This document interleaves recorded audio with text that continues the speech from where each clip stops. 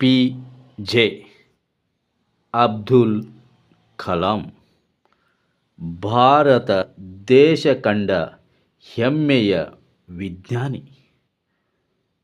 ತಮಿಳುನಾಡಿನ ರಾಮೇಶ್ವರಂನ ಕಡು ಬಡವ ಕುಟುಂಬವೊಂದರಲ್ಲಿ ಜನಿಸಿದ ಇವರು ತಮ್ಮ ಬುದ್ಧಿವಂತಿಕೆಯಿಂದ ಜಗತ್ ಪ್ರಸಿದ್ಧಿ ಪಡೆದವರು.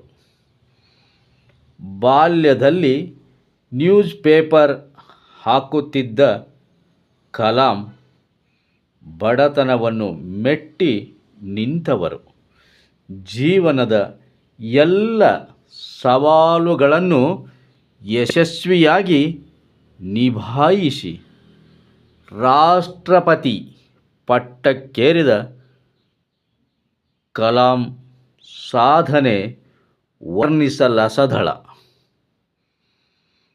ನಿದ್ದೆಯಲ್ಲಿ ಬರುವುದು ಕನಸುಗಳಲ್ಲ, ನಿದ್ರಿಸಲು ಬಿಡದಿರುವುದೇ ನಿಜವಾದ ಕನಸು.